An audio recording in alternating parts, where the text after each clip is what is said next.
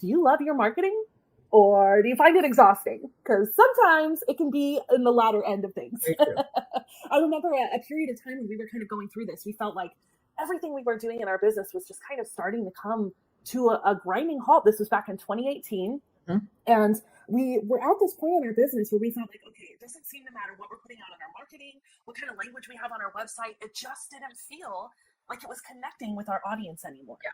And we were getting ready to go to a live event with a bunch of our industry peers, and learning from our peeps, yes, learning from incredible leaders in the branding and digital marketing space. And it was one of those situations where we wanted to hide because we weren't feeling confident about what was happening in our business and how we were connecting with our clients. And I remember the first night, the welcome night, we were in the lobby, but we were kind of like purposely back in a corner. This is not normal. Like, hello, if you hear me talking for 10 seconds, I'm not somebody.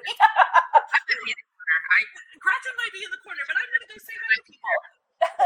But we were experiencing this time in our business where we were feeling so much shame because things weren't connecting. And I remember our mentor was coming up to us. And I'm like, oh gosh, here we go. We've been trying to avoid people. And he came up to us and he just said, ladies, I don't understand why you're not working with high-level influencers. Like you need to be working with the audience that really values everything that you're bringing to the table. And I know the love that you have for all these different businesses, but you got to be talking to the right audience and marketing to the right people, or it's not going to connect. And it was one of those things where when he said influencers and we started to think about what does that mean, like it struck a chord. How did that feel for you, Gretchen, when Brent said that to you? That was the light bulb moment. We literally just looked at each other and we were like, oh. And you use the word shame, and that's an appropriate term for what we were feeling. But I want to point out that it wasn't shame that we were embarrassed about what we were doing. No, not at all. It was more about, we knew that we were at a higher level. We had the work that we were churning out was at a high level. What we were doing was at a high level. Our marketing, our expertise, we were up there, but we were not attracting the right kind of clients to maintain that. And it was hurting us financially. We were draining ourselves personally. We were running around just working our butts off, feeling exhausted. Exactly. Marketing was a big grind. Yeah, and so then to have our mentor who sees us from the outside, who sees what we're capable of and knows how we work, who had privately worked with us, even though he wasn't doing that with other students, but he hired us privately to help his company with things. He came to us and he was like, you should be working with influencers. And it was just that thing we needed to hear to go, oh, that's what's not connecting. So what we did next is we immediately went back to our hotel that night after the welcome dinner and everything was done. We went up to the hotel room and we started changing everything. We went onto our website and started updating language, just simple things like anywhere that we could put in the word thought leader or influencer or speaker or author, that kind of language, we were updating that. We updated that on our social. We even started looking at what's in our portfolio and what can we start swapping out to show some of the more recent people we were working with. And I'm so glad that we took fast action on that. Yeah. Because this was on a Saturday or something. Literally 4 days later, we got an email with a connection to someone who is one of our dearest clients, Layla Ali. And we got this introductory email because somebody from the event remembered they work with influencers and thought leaders. And they were originally going to connect Layla to a totally different company, to a different branding agency. They started typing in the name of that other agency and then remembered, oh, well, wait, these people specifically focus on influencers and thought leaders. And they hit that delete key. We're so grateful for the delete key on the keyboard. Yeah. The delete key and made the introduction. And of course, we had our own work to do of having the conversation and building the trust and showing the proof that we could come through for her as her team. But if we had not put out there who our ideal client was, if we had not taken the time to say, oh, that's that puzzle piece that was missing, we never would have had that opportunity. And I'm really curious if that's what's happening for you. If you are feeling that marketing is a grind, if you're completely exhausted and just not knowing what to get into and what content to put out there, what is a small little shift that you could be making that would really change all of that for you? When we think about signs that your brand isn't pulling its weight, like what does that feel like? It feels like marketing is harder than it should be. It feels like your brand isn't doing the heavy lifting it needs to. People should be able to show up to your brand. They should be able to see you however they're getting that first introduction, whether you're speaking, whether it's on social media, whether it is on your website, and they should have that instant aha moment of, oh, this is for me. Yeah. I'm a thought leader. I am somebody who's looking for a financial advisor. I am somebody who needs FDA help, right? Whatever the thing is, whatever your niche is, I'm looking for a doctor, right? They need to know right away that you serve them as an individual and that they are seen and that they are appreciated for who they are. And that gives you that chance to really make that connection. Yeah. I was just going to say, I was curious, Gretchen, what your thoughts were around that. Yeah. I wanted to add that after we went and we changed the website, we updated the social, and we did all that, we went back to the next day's event at that conference with a lot more confidence. Oh my gosh, yeah. Had a lot of direction. We're like, okay, suddenly, I mean, it was a light bulb moment. Everything did click. And it was like, even though all we did was go back, we probably spent maybe an hour, 2 hours tops going through, changing things. And I mean, I'm a web developer, you were doing the design at that point in time. We didn't have a big team, so we had to do stuff ourselves. And so we went back there, we just cranked through it. And the next day it was just like walking in, it's like you woke up differently. It was like, okay, I feel confident. Now I know who I serve. I put a name and I put a little more thought into it. And we just walked right into there. And it was just a completely different conference from when we showed up. Yeah. Well, and I think that one of the pieces that was so inconsistent for us was really our messaging, because it didn't have that language of exactly who we were serving at that time. We kind of had inklings of like who we were wanting to target toward, but we had pivoted. You test that, you find a niche, you test it, you go after that, and then when you decide whether or not that's the right fit, you either dial it in tighter or you have to shift a little. And so we were needing to shift, and we just couldn't figure out what that piece was that would really lock it together. And so when we did that, the messaging was the very first thing we went to. I think that's absolutely key when you are thinking about your marketing. Okay, so now when we're talking about things on social media, or if I'm getting booked on a podcast and I'm talking about who my audience is, I need to be talking about thought leaders, people like you, people who have a platform, they have a passion, they have something that they teach really well in a way that they're able to impact lives. And they need the way to take that platform to the next level. And that's exactly who we serve. So if you think about for yourself, if you're not specifically identifying who you're serving in your messaging and how you're serving them, I mean, how's anybody going to know? How are they going to connect with you, right? So I think that's one of those key areas for you to really think about when it comes to, is my brand pulling its weight or not? Why is marketing feeling so hard?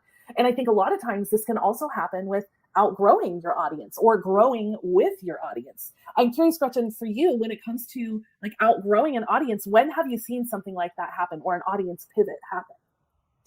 Well, Layla's a good example because that's true. I'm a boxer, and she even told us herself, she said, I came, from people see me as bloody and brawling, and now I have a different audience I want to serve. And she wants to go and speak to busy moms who want to just serve healthy meals to their kids. I mean, that's a completely different audience. Yeah. Shifting into that health and wellness lifestyle space. So that's definitely another situation where it may not be that you don't know your audience, but you're at a point in your career where you're wanting to speak to a different audience. Or a lot of times what we see, maybe you already have the right ideal clients, but you want to speak to those ones that are ready to go to the next level. Like, who is that top 3% of the audience that you already serve? How do you start to have a deeper conversation with them? And that's exactly what we help our clients do. Really step back and think about, how can we go deeper? What are the things you're passionate about now? And how do you communicate that to your audience so that they could grow with you? And that's a big part of really helping your brand pull its own weight. Yeah. And what about when we think about the role of a strong brand? I mean, a strong brand makes selling easy. Yes. Right? Yes. Your website, I say this all the time. People say, oh, well, our website's dead. There's social media is so popular. Absolutely not. Social media is capturing attention, but the website is where people are taking final transaction with you. And they're maybe they've seen you on social media and they're trying to learn a little bit more about what you have to offer. They can't learn all of that in a 30-second snippet, right? Well, they have to go somewhere. They have to go to that website. And your website is not a business card, my friends. Right. It should be a part of your sales team. Say it with me. Your website should be part of your sales team. It should make selling easy. It should really communicate who you serve and how you serve them and the simple steps that people can take to get involved with you and to grow with you. Because when your brand is aligned, then clients come to you. They hear you. They're like, I'm intrigued. I'm intrigued by, what you're saying from stage, or I'm intrigued by the soundbite that I heard on this webinar. And now I can come to the website and I can actually see how to take a next step with you, how to take that action with you. And so that's what gets them excited. Yeah. Yeah. And when we started working with Layla shortly after that, one of the things she said to us was that she had come to our website to check us out. Of course, as soon as we, responded to the message, she's like, okay, who are these people? What are they?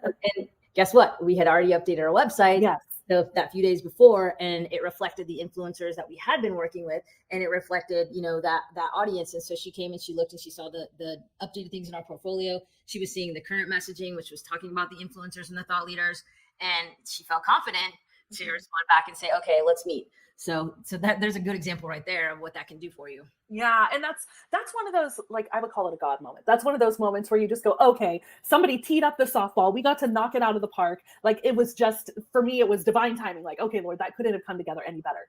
But let's say that's not what you're running into. It's not this instant moment of someone connecting and helping you move to the next level. It's that consistency. It's showing up with keeping that message the same across every channel that you are part of, and using that as a way for people to get to know you, to get to grow with you and to grow with your brand and to simplify your marketing, because now you're saying the same thing everywhere instead of disjointed things here and there. And that's what really has clients coming to you instead of you having to chase them. And, chasing is exhausting, and people feel that. They feel when there is a chase in what you're doing, and it doesn't feel good unless you've invited someone to play tag with you. That's a whole other story. but if you're chasing, then that doesn't feel right, and people can't take the action with you that they want to take. So if you can step back and let your brand be strong, let your brand be unstoppable, and really put the right message out there, it just moves it all together for you. And I think that's why people get burnt out so easily when their brand is misaligned. If we think about a poorly aligned brand, it means that you have to work twice as hard for half the payoff, for half the impact. That's what we were doing. We were working twice as hard on our marketing and feeling, that's why we were going to that conference feeling all down and out. We're like, we are busting our butts here and nothing's happening. Well, and it's hard when you are in that situation for us in particular, which I'm sure a lot of you can identify with, when you are known in a community already for being people who stand up, who do the work, who go hard, we had made a lot of traction in our business up until that point, up until 2018. We've had some massive shifts prior to that. We were kind of people that other companies looked up to within our group. Spotlight was on us, to be fair. And so then when you're in that situation, then you feel like you've let yourself down, you've let these other people down when you hit those walls. I think that's also a great case for why you need to be in a group with other people, to remind you of where you're going and what you're doing, and to point out the things that you can't see for yourself. That's why that's so important. But it's like, it just was one of those situations where, we were just feeling so down, but then we got to come back and be re-energized and go, okay, this is where the brand was misaligned. Now let's go to the chiropractor. Let's get that into alignment. And what can start happening for you? It may not happen immediately, but you're going to start to notice it. You're going to notice how writing content feels easier. You're going to notice how putting out videos feels easier, how sales conversations flow so much smoother with your clients when you know who you are and what you stand for. And it's inner work, and nobody really wants to think about that part. We want to just talk about the business tactics and all of that. That's a part of it. But that doesn't happen until your mind shifts. So you have to find that spark, that thing. For us, it was the thought leaders and the influencers, that thing that went, yes, that is right. That's who we want to support. And that really will help you lock those things into place. And it's kind of like, when you're doing all these different things and you're just spinning around in circles. Have you guys ever had your GPS on in a really congested city like LA or Dallas? And Chicago? It's like it's pinging off too many towers. There's all these buildings in the way, and the GPS loses the signal. It can't keep up with you. You're doing too much. You got to slow down and let it recalibrate. And when you give yourself that opportunity to recalibrate, then your mind recalibrates, your messaging recalibrates, your brand recalibrates. All of a sudden, that starts to add up to you feeling that momentum and to having that unstoppable brand. I think that's a big thing that a lot of people run into. Gretchen, is there anything else that you would have to say about when marketing feels exhausting and what you would want to do differently to fix that?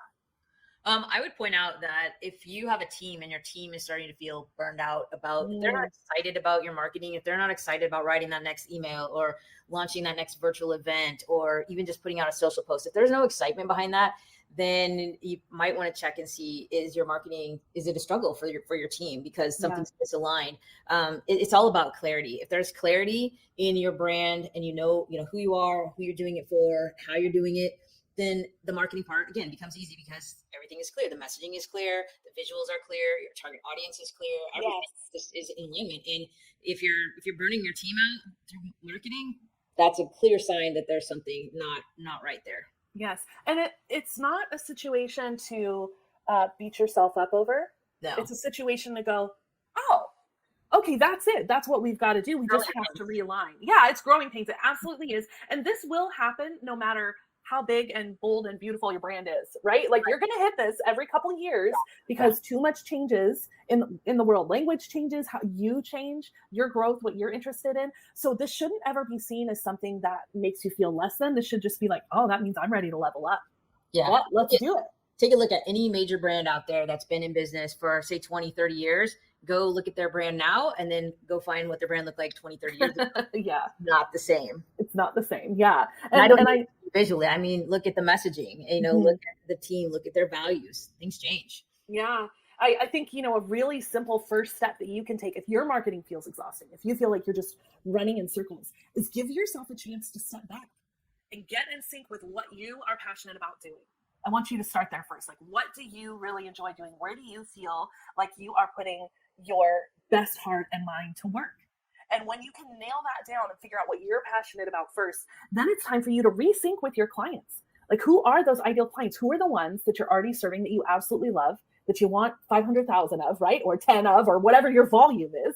Who are those clients that you love and you want to duplicate? And then let's think about how can we speak more specifically to them? What is it that they are struggling with every day? Start putting that in your marketing. Start talking about the pain points that they're dealing with and what they're facing day to day. And all of a sudden, you're going to notice that whole conversation is going to shift. They're going to start coming to you and asking those questions and allowing you to level up. And guess what? It has this beautiful ripple effect. You get to level up. They get to level up. The people they serve get to level up. I think that's one of my favorite things about helping the clients that we help is just like, wow, that impact multiplies. And it's such a cool thing. And I think it goes back to that idea of having that unstoppable brand. Yep. So, you know, if you're in that place where you're struggling and you're just not sure, like, how is my brand even doing? How do I know where I'm at? And is my brand unstoppable? We have a quiz that you can take. And Gretchen, if you'll share that link right now, this quiz is completely free for you to take. And it's really the first step for you to figure out if your brand is pulling its weight, you know, or if it's holding you back. So this will give you not only questions to evaluate where you're at, but it's also going to give you recommendations on next steps. Yep. It's going to give you clarity around what is working and what's not working, where you have room to tighten things up and to shift your language like we did, right? So it's going to help you make that marketing more effective and more natural. So if you're ready to stop having marketing friction, go there right now, leftrightlabs.com/quiz. Take that and you're going to be really amazed with finding out where you're at and how simple and straightforward those next steps can be for you.